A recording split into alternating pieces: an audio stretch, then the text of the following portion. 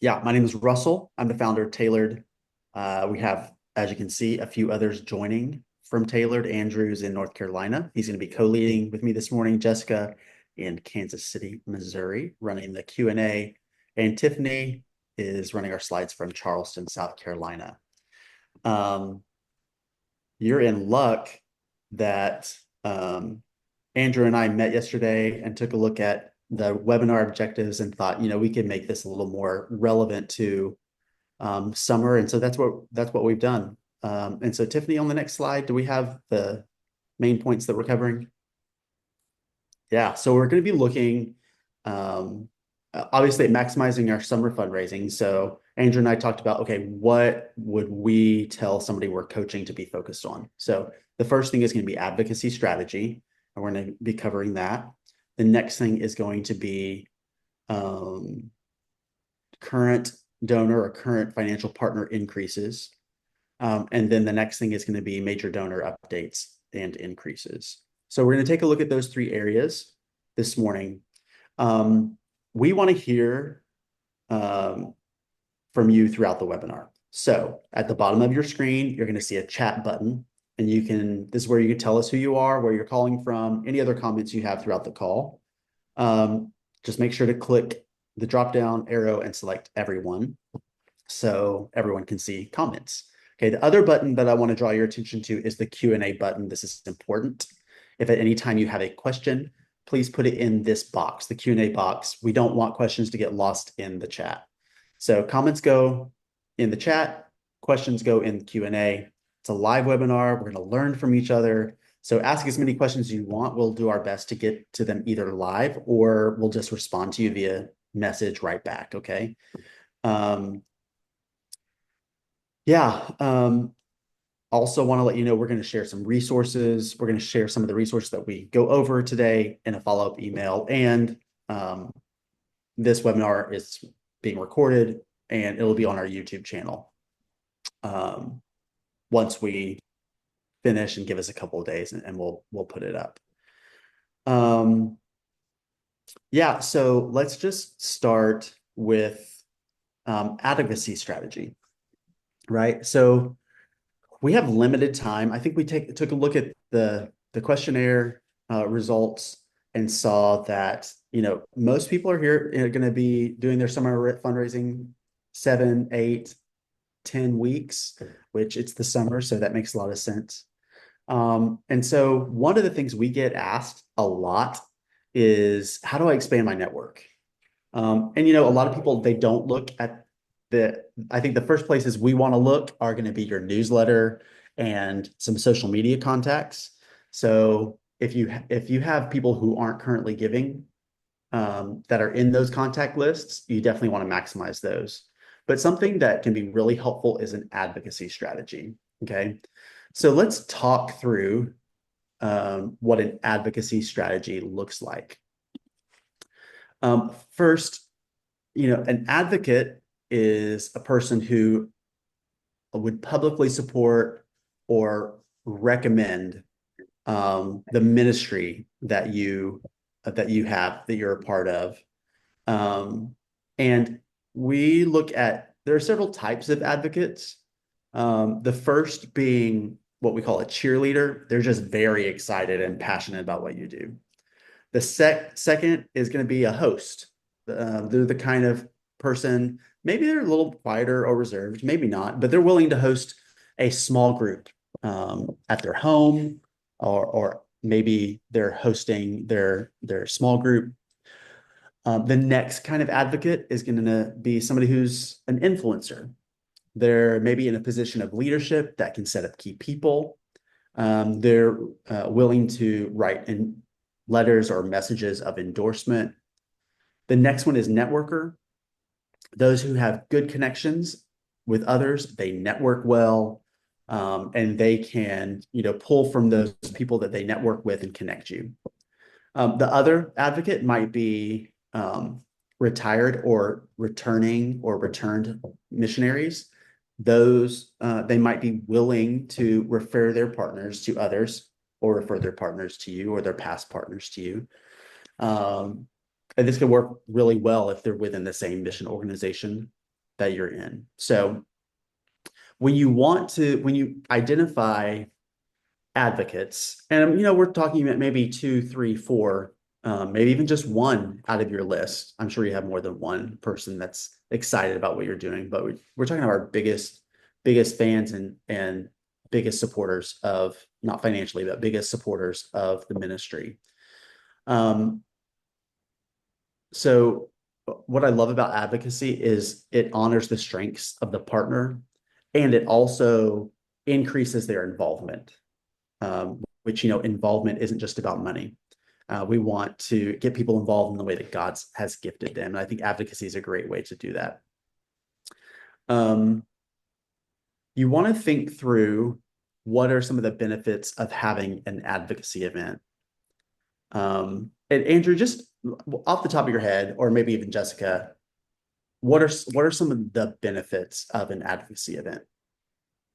Yeah, great question. And I think, as we were putting together the plan for what we'd be sharing with you guys today, one of the things that just comes to the top of our mind is for a lot of the people that are attending this webinar today, maybe you're already serving on the field or you're serving in a location. And over the summer, you've got a limited amount of time where you're going to be in either certain cities or you're coming back to the US. And so one of the benefits of hosting an event is it is a strategic and time maximizing way to be able to share the vision that God's given you for the ministry with a large or larger group of people. So it's good because it not only honors your actual current partner who is going to be laboring with you and able to use their talents in a really specific way. If they're a great networker, they're great at hosting things, but it also is a chance for you to sit down with more than one person over the course of an hour and share the vision. So that's great too. It also builds community, which I love. We saw when we were raising support events that we did.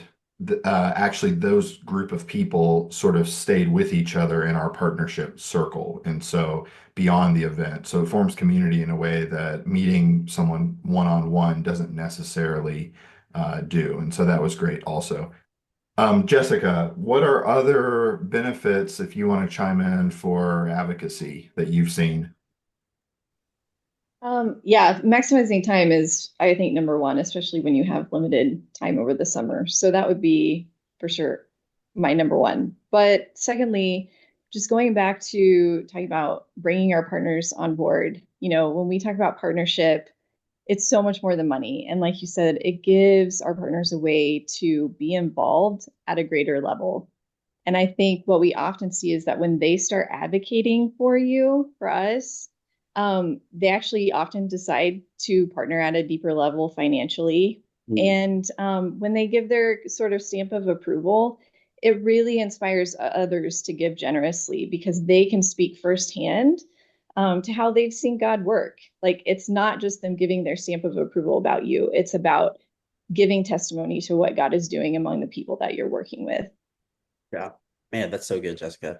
And when we're talking about advocates and they are partners, um, you want to have an intentional conversation with potential advocates about their role. We talked about different roles already: cheerleader, networker, influencer, those things.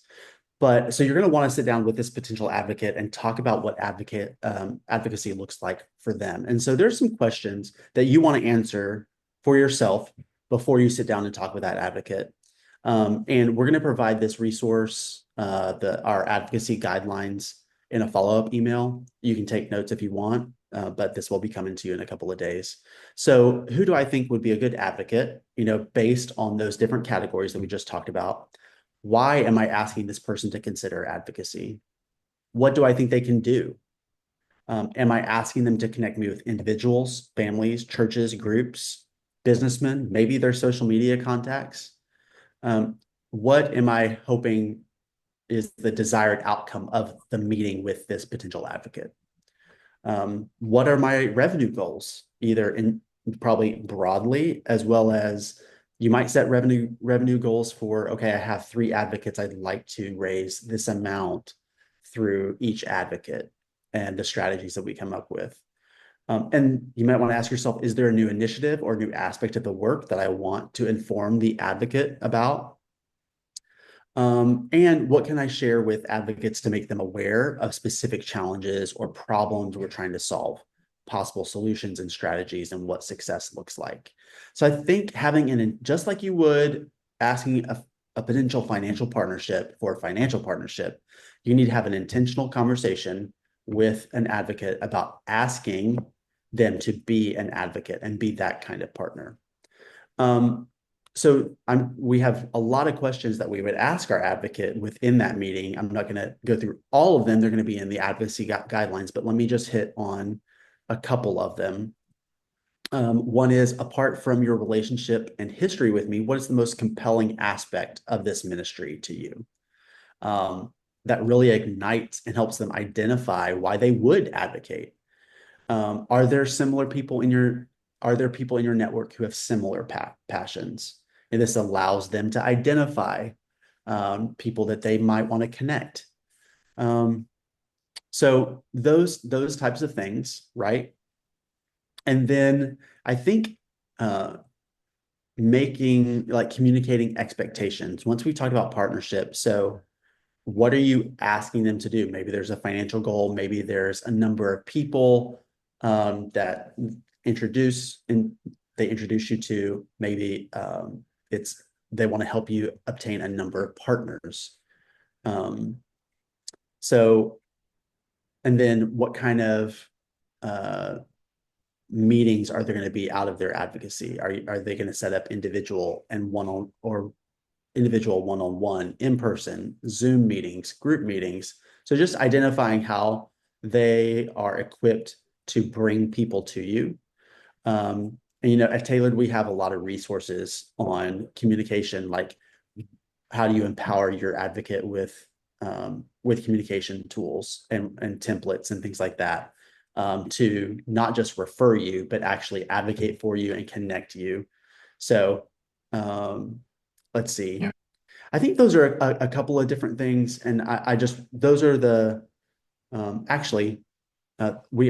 advocacy guidelines, there are some scripts that we'll give you to help with your advocacy strategy. There's some event planning tips on there, but Andrew, I'm going to let you talk a little bit more about advocacy here.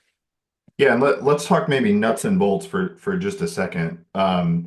Obviously, advocacy is a great strategy for all the reasons that Russell talked about, but how do you actually structure this and what might it look like? And I want to give you a suggestion for one way that you might go about doing this, and then I'm going to follow that through for just a minute from the actual ask. How do I ask an advocate to do something like this? And then how do I actually set up and run an event like this? And so this is one way of doing it.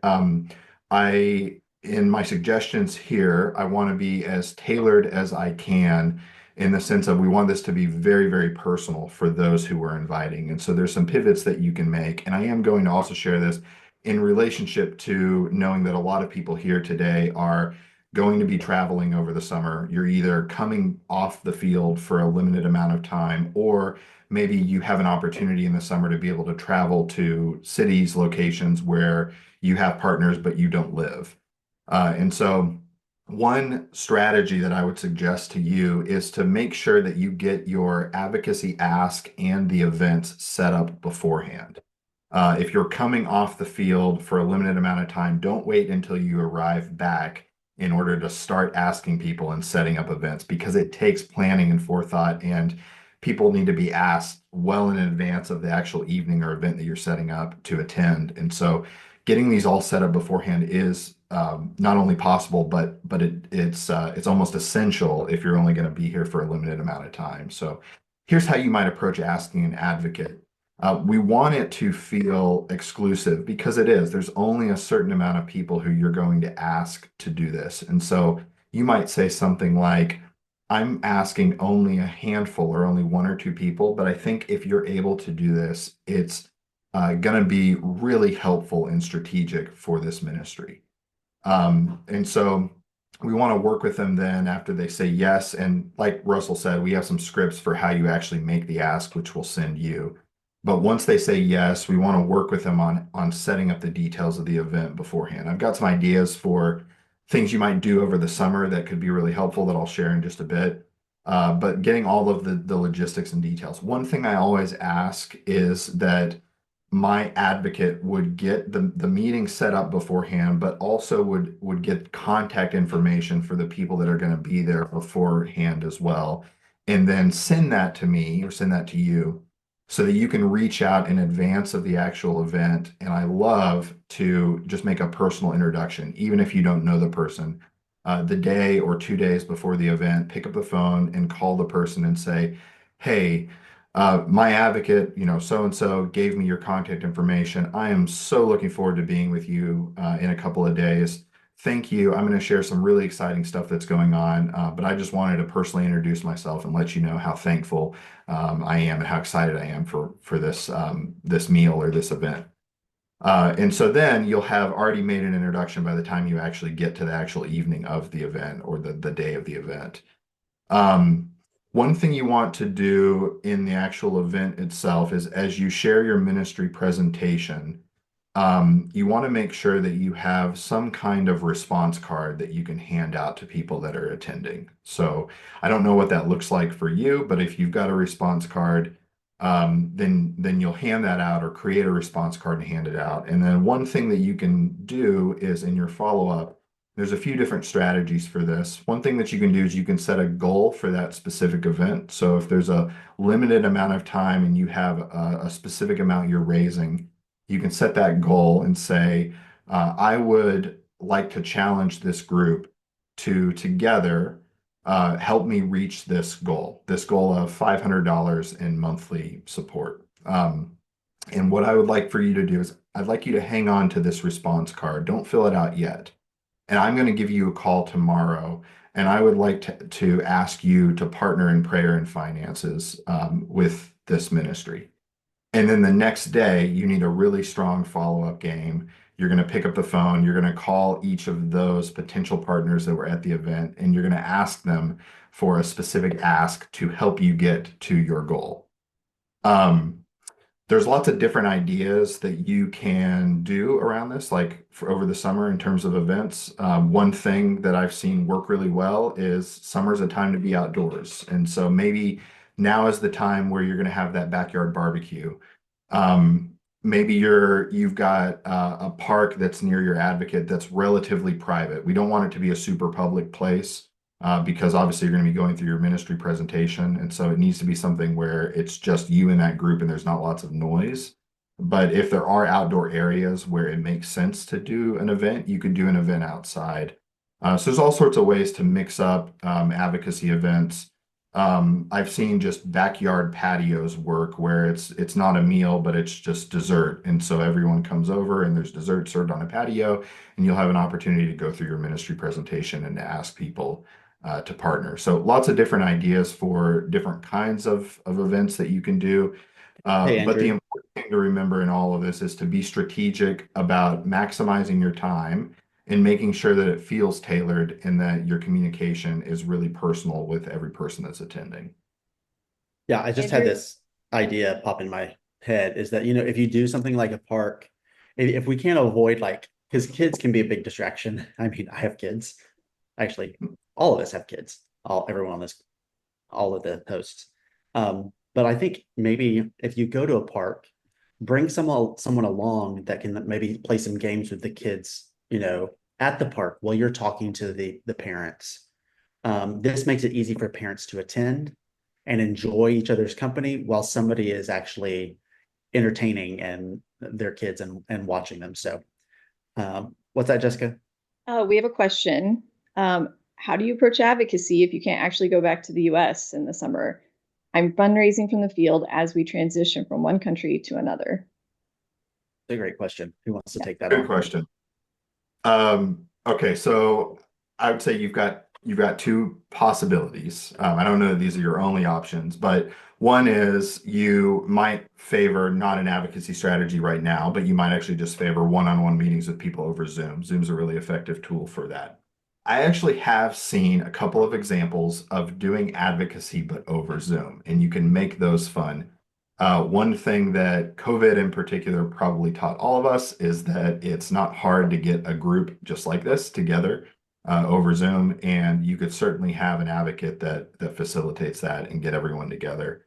Um, I think if you're in a place where you're not in a location for a limited amount of time, you don't necessarily need to prioritize if you have enough contacts.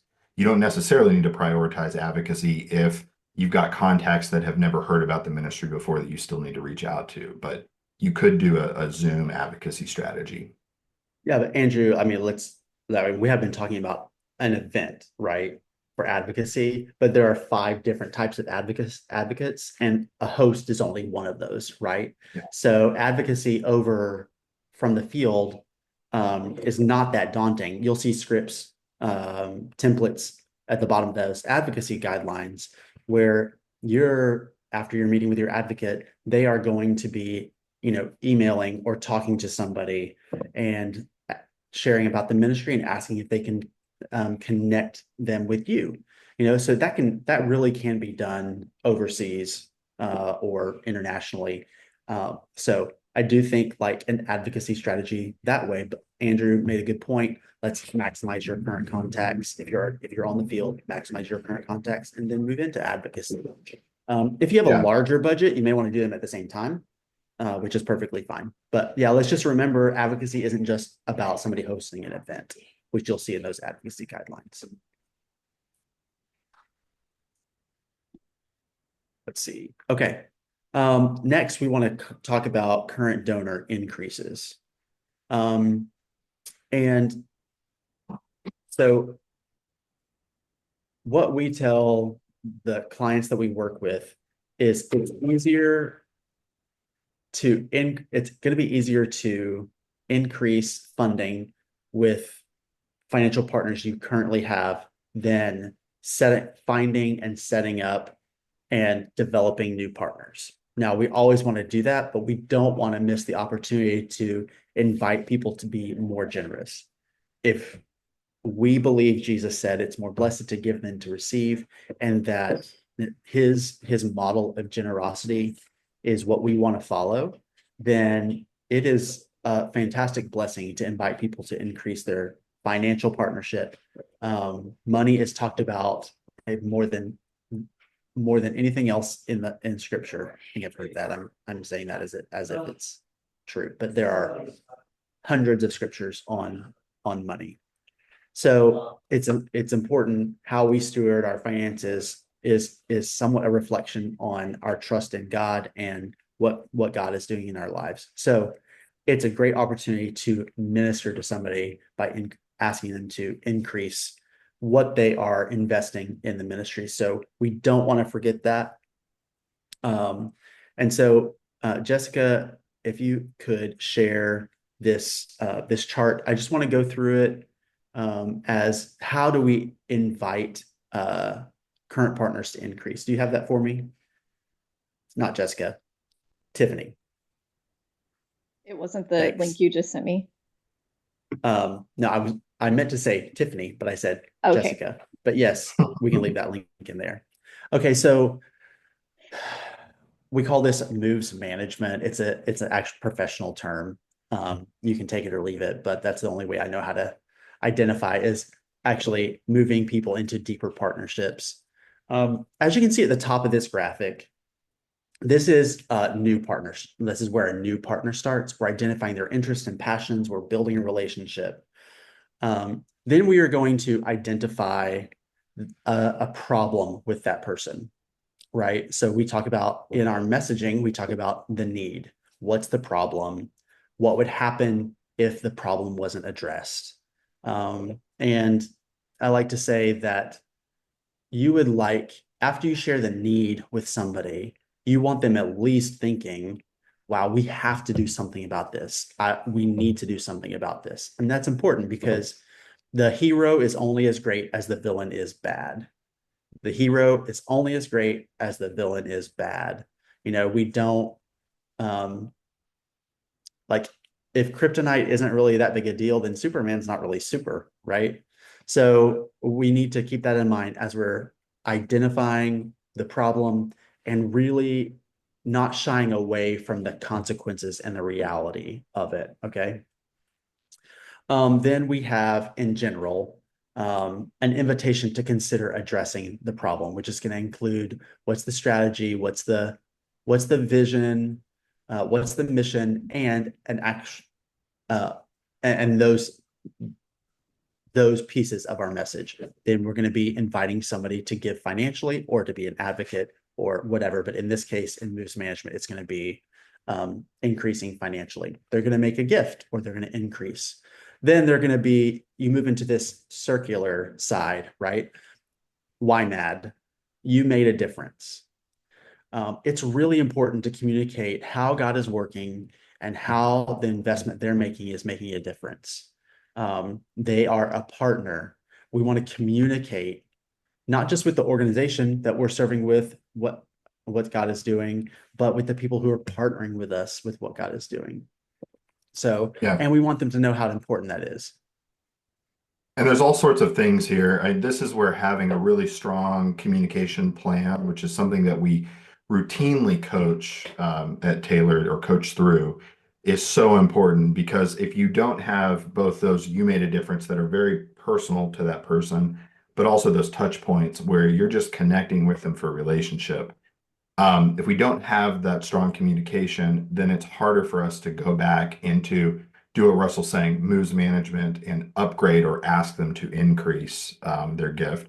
And so what we do in between those periods where we're asking partners to consider increasing their gift is really important. And so maybe that's something that you haven't put into practice, but I would strongly encourage you to be putting together a tailored communication plan with each of your partners. And if you haven't done that, it's never too late to start. So you can start that now. Yeah. And part of that plan is going to be, I'm going to be coming home this summer or to wherever home is, and it's going to be time for me to ask them to increase. So after YMAD, you see touch point. This is a building a relationship touch point. It's easy to send an email saying, how can I pray for you? It's easy to send a card through, especially if you're overseas, to a service. Gosh, Jessica or anybody, if you can remember the service, there's a service in our technology tools playlist on YouTube that talks about you can put people's anniversary dates and their birthday dates, and this tool will send birthday cards and anniversary cards on your behalf. So it's easy to send those types of things, right? So you're going to alternate between YMAD and Touchpoint, and then when it's time, you come out of that circular motion and you go back to identify problem. So we either have a new problem or we have more specific issue that we're addressing, or we're just reiterating how significant this issue is. And we are going to go through, the left side of this diagram to ask them to consider increasing. Is it handwrite.io, Jessica? Handwrite.io. Yes. Yeah, I put the link to that and Postable in the Postable, I chat. think that's what it is. Got it. Yeah, handwrite.io will write a handwritten note for you. So that's another really easy way to send a touch point. So I think that key question to ask when you come back out of this circle, right, and you identify the problem is you're answering this question for your partner. What impact will these additional funds or this increased gift, what impact is it going to have or unlock that I'm not currently seeing? So and if you can answer that question, that's how you actually invite them to consider addressing the problem again. Right. And remember, they're the hero of the story, not you. Really, the Lord is the hero, but you want to place them at the front of how they see how they're specifically being called by the Lord to address this problem. Yeah. Jessica, Andrew, I'm wrapping up this section unless you have any other points on that. Obviously, this takes planning just as much as advocacy does. Andrew just made something really specific.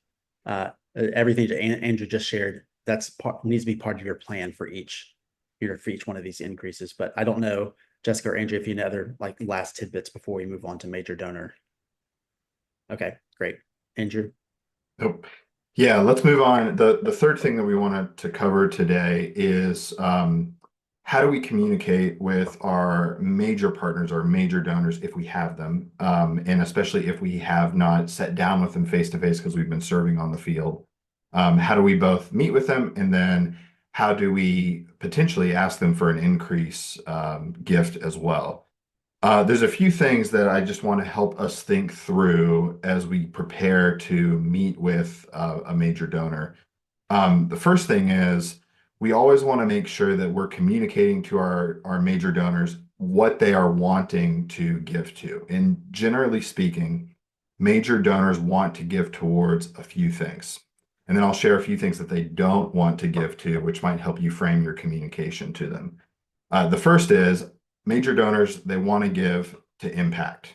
They want to give to something that's actually going to make a measurable difference. And how do they know that what they're giving to is going to have an impact? Well, they know that because you've communicated clearly to them what your specific strategy is.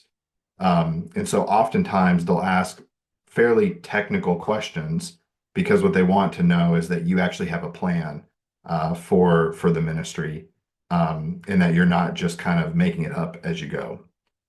They also want to give to something that has a return. Now, in this case, the return is a kingdom return. It's an investment that they're making that's going to grow God's kingdom. So you can kind of think about that like a business plan.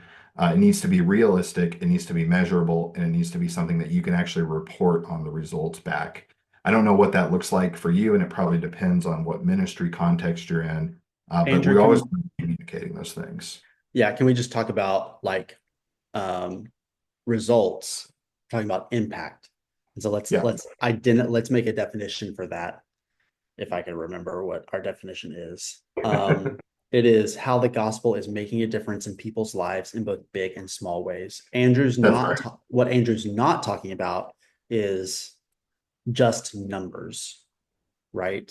There are quantitative, there are qualitative. That's probably too much jargon. That's There right. are, And yeah, go ahead, and Andrew. you also want to make sure that now there will be some numbers that are shared, but you want to make sure that when you're communicating that you're wrapping all of that into story as well. And so it's not just X number of Yeah, times shared the gospel or X number of people that were yeah, baptized, but it's actual yeah, stories of real change that you want to share in the context yeah, of that. Um, yeah. Because as a missionary, it can be real overwhelming, a lot of pressure um, to when we talk about like results, right? Because most of the results that we see are not up to us, right? So it's really about what is God doing? What do we in like vision and return on investment that we're talking to like a major donor is really asking this question: what are we asking God to do through this next year? And yeah, that is what we're saying. That's what we're investing in, is what we're asking God to do this next year. So as a missionary, don't let that weigh you down or scare you. You know, it shouldn't be pressure. It should be, you know, this should be excitement about what we can see God is doing. it's actually And when you, opportunity. Yeah, it's yeah, opportunity. Yeah. Um, and yeah, go ahead, Andrew.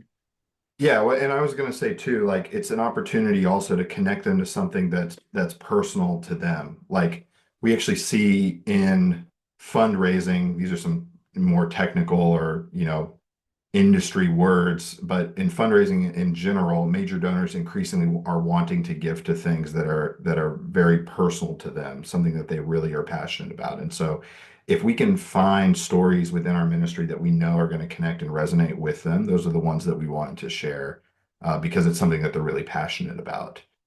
Um, Major donors want to give to the long term as well. Like they want to see that there's investment that is not just impact in the sense of a short term impact, but influence in the sense of a long influence over the course of time.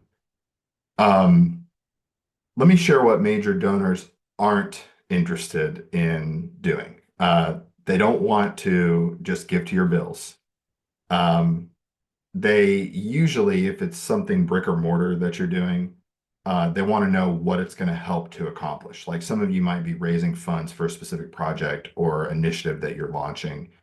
They want to know what that's actually going to do. So if it's a facility or if it's something that is like tangible that you're raising funds for, like let's use the example of a car. The car can't be the end in and of itself. They want to know how the car is going to facilitate the impact, and it's going to facilitate the ministry. Um, they don't want to give to something that's floundering or weak. And they're typically not wanting to give to administrative costs. They want to know that what they're giving goes directly into the ministry. So those are just things to keep in mind as you're communicating, making small pivots that help you to get back to all of those things that they're passionate about seeing, the impact, the strategy, the ROI, the return on the investment for the kingdom. Can we also talk Um, about, Andrew, can we also talk about deficit? They are yeah, not looking to simply get you out of a deficit. yeah, Um, yeah. and we talk That goes about like back to accounting-based builds. Yeah, budgeting and vision-based budgeting. And people in general, and this isn't about all people, but in general, most potential partners they're not inspired by how you spend money. They're not inspired by you needing a salary. They're not inspired by filling up your car with gas, those types of things. They're inspired by, what God is doing and what God can accomplish and their partnership and how important that is. And you know what? You may be in a deficit. And you may share that you're currently in a deficit, but that's not what your invitation is around, and that's not where you spend your time, right? yeah. And I would Andrew? even encourage you to just pivot the language you use around that too. There are ways we can talk about what genuine needs are and what impact they'll have without using words like deficit. So, Jessica, you were about to say something. I'm sorry. Well, we had a question come through, and I mean, you basically just answered it, but I think you could use this as an example, like how we would coach someone through this. So, Corbett asked another great question. He teaches at an international school. So, how would you coach him to share about the impact versus just their daily needs? When for them as teachers, it might seem like a stretch. Like, where is that impact actually happening? Yeah. Um, I would just simply say, just in a really practical way, you have all of these individual students and lives that are being transformed by the work that you're doing. And so maybe a conceptual disconnect is, well, I don't see how the textbook does that. Like, I need textbooks, right? But the reality is, those textbooks create transformational change in those students' lives. And so, just really in a practical way, let's communicate the transformation that we're seeing in these students. And then the needs that the ministry has are actually what contribute to that, what create that lasting transformational change. So it's just a pivot in terms of the way that we communicate and talk. We still need to share the real needs, but we want to share how those needs are actually making that change. Yeah, and just more specific to his question, he's raising money for things like plane tickets, shipping costs, setting up uh, our new apartment, those types of things. And this is where maybe Andrew and I are not going to differ, but it's going to be more specific to each potential donor. Is that there's something called total cost of impact. Andrew said major donors may not be interested in giving to administrative costs, um, but sometimes your whole ministry is an administrative cost. It's my salary, it's plane tickets, it's those types of things. So you talk about the total cost of impact. So you have your accounting budget. Let's say your accounting budget is your salary, your apartment, your plane ticket, and those are the three things. That's your accounting budget. So we're talking about but we're really just asking what are we asking God to do through this ministry or in my classroom this year in the students that he's entrusted to me. So yeah, I think those are the things, Yeah. right? You I know have what? another question. Sorry, Yeah. if you have more to say about that one, Andrew, I can wait.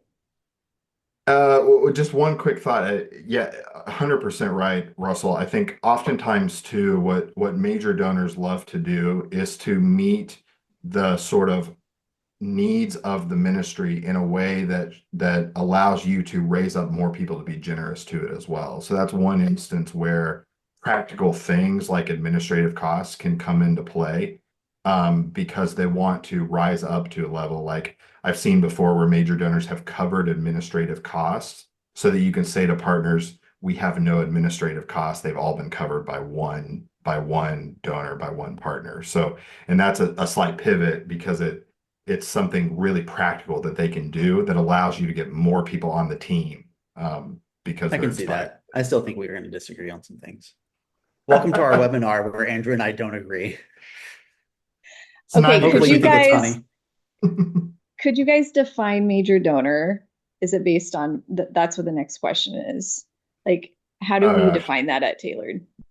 How do we define it at Tailored? I think the benchmark, and I could be wrong, is You probably $500, would be. $500 a month or more.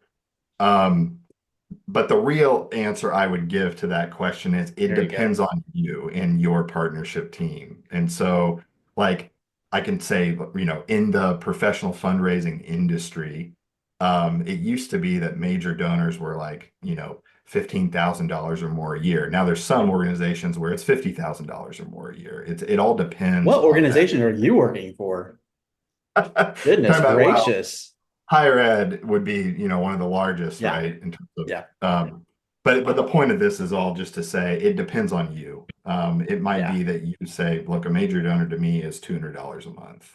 But Andrew, wouldn't you think it's like, when you're doing a capital campaign, which that's not what this is about, but as an example, like you have your top tier donors are going to give maybe 10% of, right? So I'm just thinking like, okay, if your budget is $100,000, major donor is Yeah. going to be $10,000, $5,000, $3,000, right? Yeah. But we work with, this is not typical, but I was on a call with one of our lead coaches, Deb, and one of our clients. She's raising $600,000. We just helped her secure 150. Now she's raising another 600. Her major donors are very different than $500 a month. She needs $50,000 a year. So that's just an extreme example over here of how different that looks for her as it does for some, for a teacher, right? When I went to Laos, it was really like our major donors were $150 or $200 a month, right? So, yeah. And I see a comment that just came in, but this is great to illustrate this point. Corbett, thank you for saying this. It really is all just about your partnership pool, like the number of people that are in your network. And so it really doesn't, I wouldn't get caught up in that, more as identifying individual people that are your major donors. Yeah.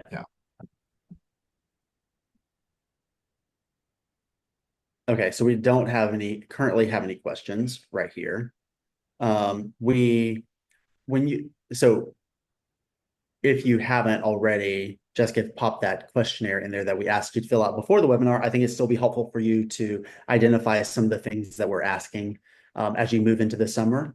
We ask things like your funding goals, how long you're going to be there, what are your biggest challenges. So, but with that in mind, a lot of you, even most of you probably filled out this questionnaire. One of the questions was, what is your biggest challenge? And I could take a look at the answers, but why don't you think about what you answered? What was your biggest challenge? What do you think your biggest challenge is? And maybe pop that in as a question to the Q&A right now.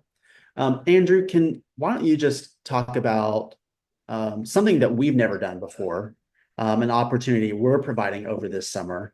Andrew, why don't you go ahead and share, because we've shared a lot of strategies.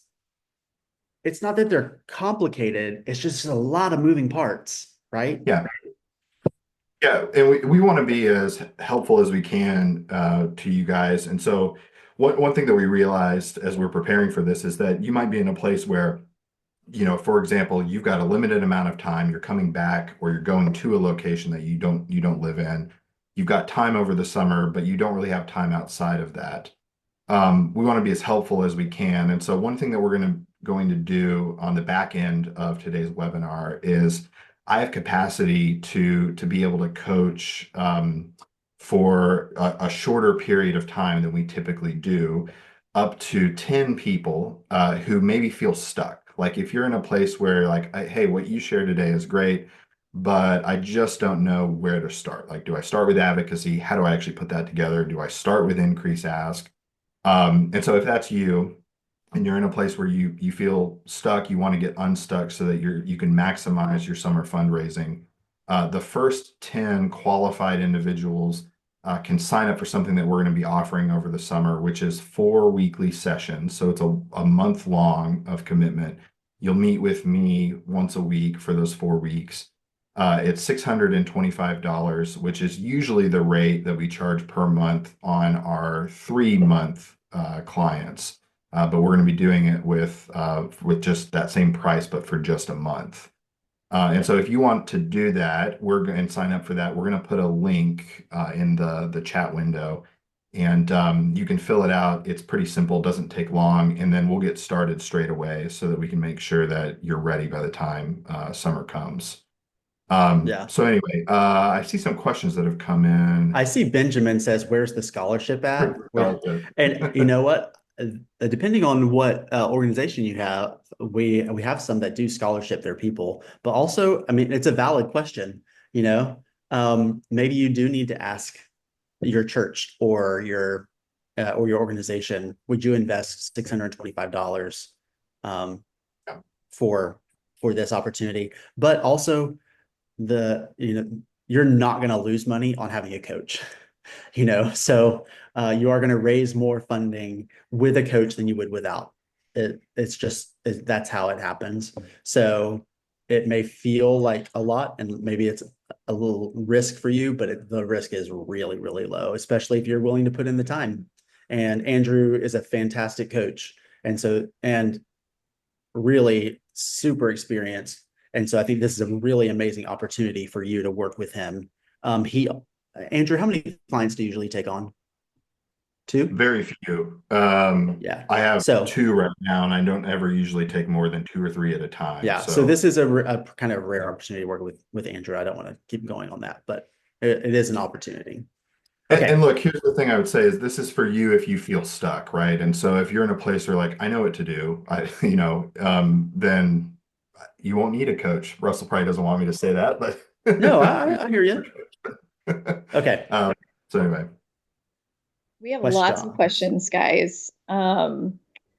There's one actually in the chat that just came through that I think it comes up a lot when I'm coaching folks. So could we address this one? I am 67 years old. We are moving out of direct ministry, and ministry is in major transition. Less hands-on, more supervision and pastoral care. Our donors are long-term donors on limited income. They're fairly old. Any suggestions on how to increase donor base as our current donors seem maximized? Yeah, I mean, an advocacy strategy is great, right? This is the perfect way. This is the perfect opportunity to put that in place. I know that's a really short answer, I but agree. oh, wow. That's the shortest answer Andrew's ever given. Goodness gracious. And if you need us to be more specific, ask another question. Um, happy to go Okay, deeper into Russell, that. But yeah. how do you find your advocacy person? That was another question. Yeah, I mean, we're gonna send those advocacy. I wish there was another. Can we come up with another term that I can pronounce? Advocacy guidelines.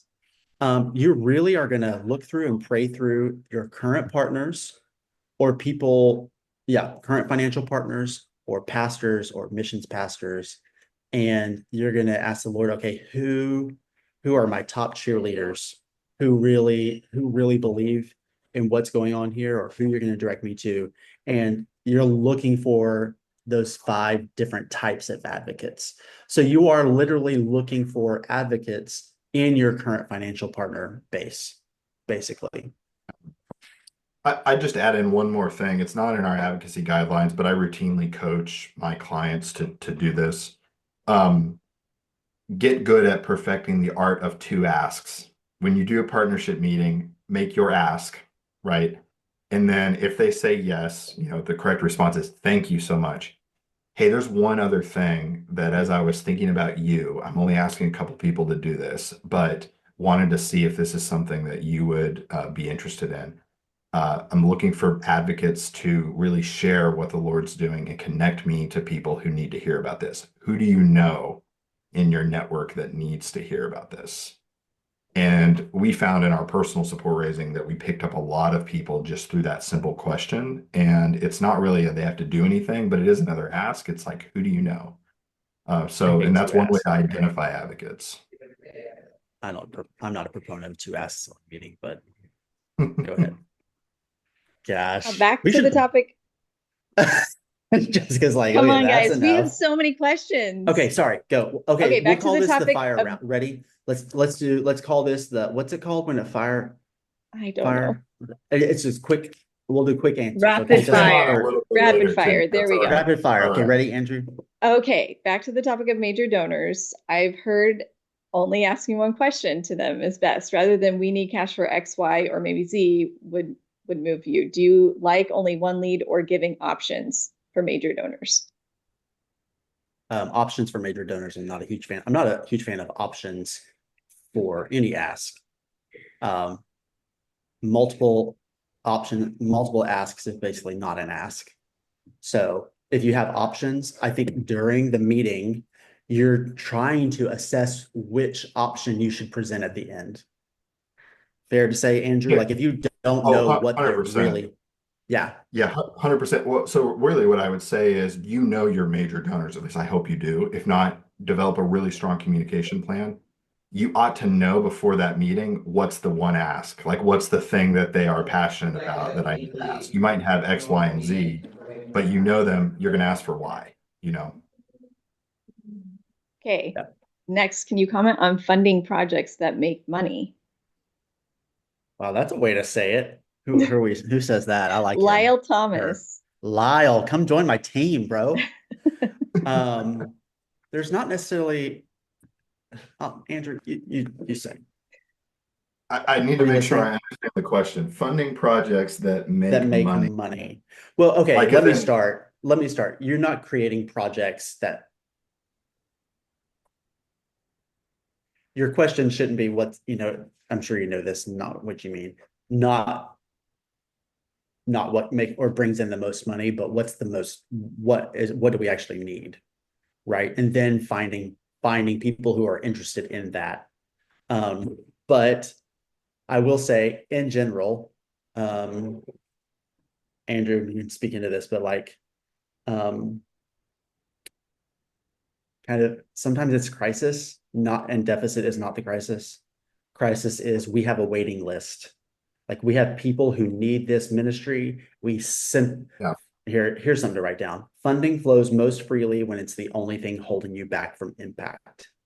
yeah. Okay. So we have a waiting list is a great example. We have a waiting list. We have this unfinished project. And if we don't do it, these people will not be served. And it's kind of a hopeless situation. The And you know what? language, And Andrew, I would just say that in general, when I say the hero's only as great as the villain is bad, this is what I'm talking about, yeah, right? And sometimes you're like, well, what I'm doing, like the need isn't like, traumatic. Well, if I'm telling you, being lost and not knowing Jesus is traumatic. So we yeah. need to figure out a way to communicate in a new, fresh way for you, you know, the villain is bad. So when you're talking about like what makes the most money on a project or whatever, we just need to figure out communicate the need and the problem because people respond well to that. I'm now rambling and this is a rapid fire. So No, I'll just quickly say for me, it's pain points. So I want the pain points that the ministry and therefore I am feeling to be the same pain points that that partner is feeling. If they can feel those two, they're like, gosh, we can solve this. We can fix this pain point. So right. Right. Okay, next. I have not moved my mailing list over to email yet. What service would you all recommend for doing this and being able to track? Thanks. MailChimp. Yeah.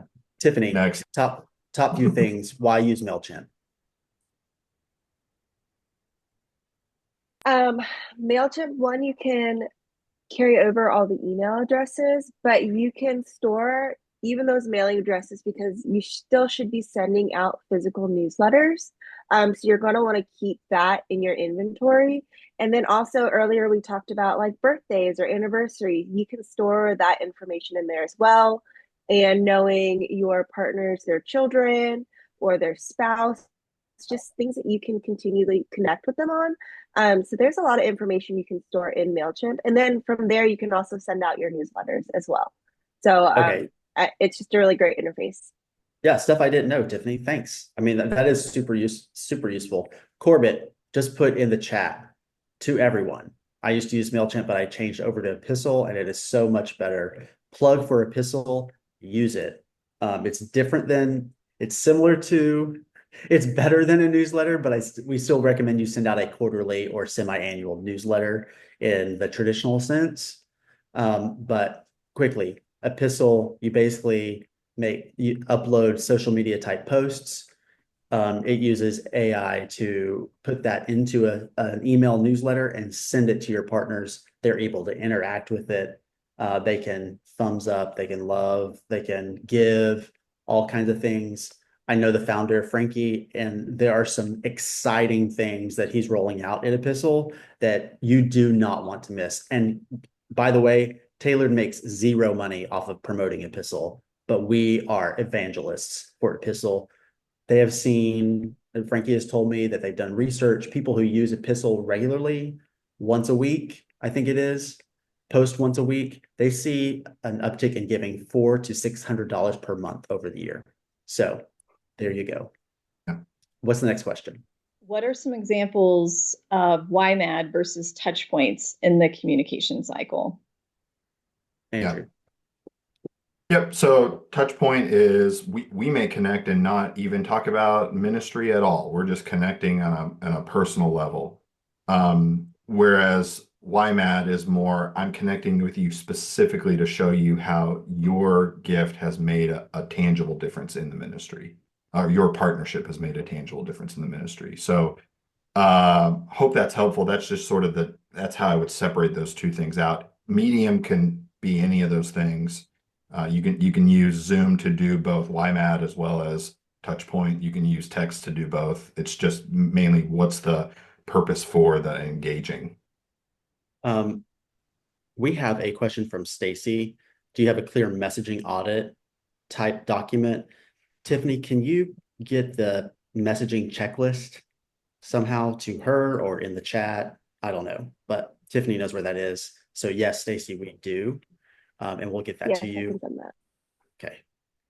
Can I pull a question out I see, because I've seen it asked twice. How is current economic uncertainty volatility affecting fundraising now? Is there a different way to message? And I saw one other one that was asked sort of that similar vein. So just really quick on that. I hope this is helpful. I would generally say run towards barking dogs.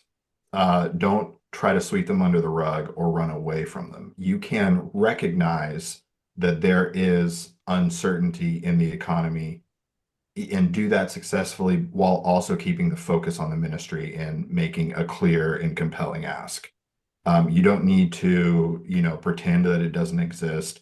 You can say, hey, I know that the economy is uncertain right now, but there's still a great need for more people to hear the gospel in X. And so you can recognize that and then still make your ask. So I would say don't try to shy away from that necessarily. Yeah, Andrew, but when do you talk about that? You're not going to say that to everybody, right? No, it's So only, how do you know what to say, when to say and it? your partners, if they mention it, then I would definitely say it. I mean, I wouldn't go trying to bring it up, to every single person. But if you know that it's going to be a factor in their decision making, Okay, that's yeah. Then I would acknowledge it. Okay. Okay, Any we've got a insights? couple. Oh, go ahead. I'm sorry. I'm doing your No, job, Jessica. that's okay. Go ahead. No, I don't want to. We have a I'm couple tired. questions about connecting with churches. The first one is how any tips for introducing my ministry to a new church where I have no contacts or advocates? Wow. They're making you guys think this morning. I know. Hey, Jessica, Want to start, Russell? we're gonna throw it to Jessica. Rapid fire, Jessica. Oh my gosh. Oh goodness. That's a tough one. I think you need to first find out who is handling missions, like who's the point person. It could be the pastor, it could be missions pastor, it could be a whole committee. So the first step is finding out who's in charge of it, and you need to just befriend that person and write to them, call them. The second question is on how do you connect with new churches from a distance. So um, yeah, Andrew, tips on that. Like how do you do that if you're not actually in person? Yeah, I'm well, I'll go for doing a that. lot of that You, recently. yeah, you have these are cold leads, right? So, Jessica, I knew you had the right answer. Find the right person to talk to if you can. Yeah. Find their contact information online. Have a preset sequence of emails that you send with information, with an impact story, with, you know, um, as part of your sequence, it would be a phone call, right? Your first email is going to say, "This is I know we've never met. You know, here's the things about this ministry, why it's important. It's not too long. We're looking for churches to invest in this ministry. I'd like to give you a call in the next couple of days to talk about whether or not this might be interest." So it's very similar to, what we do with an individual person because the person you're contacting is a person. And so I would say that's kind of how I would go about it. And then you'd be setting up a Zoom meeting because you're not there. But I don't know if that's clear enough, but that's what I go for. I have a And quick thought if I can share it. Um, Yes. on the church's website, there should be initiatives that they have important to them that might differ from another church. So you could even look at their local branch. What are things that they're trying to do within the community, and do you fit that bill for them? And so then you can even make it even more personalized than just, Yeah. hey, I'm another missionary. Yeah. That is so good, Tiffany. Absolutely. Like, yeah, Yeah. because again, when you take a look at that graphic that we pulled up, it's like identifying passions and interests. And I think it says a lot to the person receiving the email when you are saying, I I recognize what you're trying to accomplish, and I want to accomplish that with you. That's a really strong point, Tiffany. Webinar over. Drop the mic, Tiffany. No. Okay. Other questions? I can't stay on for too much longer, but I think that's it. oh, yay. Okay, Andrew, why don't you just go ahead and plug the coaching again with 56 people still on this call. So, Yep. and then we'll, Yeah. So just oh, to, hey, I didn't plug we have an ebook. We talked about increasing moves management, increasing from current partners. We have an ebook on that. It's really short. It's really simple. Jessica's going to put a link to that. It's how to get more funding without adding more donors is the name of the book. And gives you really practical things about major donors, even Andrew. So you may want to download that. That goes into a lot more detail. yeah. Yeah, really quick. Just if you missed out a couple minutes ago, if you're feeling stuck, and you're going to be back in the US or going to a specific city that you don't normally live in over the summer, and you just need to get unstuck in your fundraising, we're offering for the first 10 qualified people who sign up a 1 month coaching package. So it's 4 weekly sessions, $625, which is usually the rate that we charge for our 3 month. But it's in four meetings, and you can get started straight away. So we'll drop the link into the chat window, and you can click and sign up today for that. Yeah. So Andrew, I will say that some people on this call were like, I know I need more than 4 weeks. Like, what do I do? Right. I'm going to be back at home for 12 or 16 or whatever. Jessica, why don't you go ahead and do you want me to drop in the discovery call link in there? I can do it. Okay. So if you just want to talk to me about that, like, let's figure out how coaching might help. You're not signing up for coaching, but you want to say, okay, Russell, yeah, I'd really like to talk about like maybe a more longer term, like I'm going to be in the States or in Canada or wherever my home country is for 6 months. And we're really struggling, 4 weeks just isn't going to cut it. So if you want to just hop on a call with me, would love to chat with you. So, and we're doing something that we tell people not to do, which is giving a lot of options, but hey, we just did, right? So I think that's it. We don't have any more questions. I've had a lot of fun. Anybody else? Me too. It's been grand. Yeah. All right. We love you guys. We are so happy to serve you. And I just hope you have a great weekend. So we'll see you next time. Bye, everybody. Bye-bye. And you're welcome so much, everybody who's thanking you. That's very kind. Keep it coming. Just kidding. Okay. I'll see you later. Bye.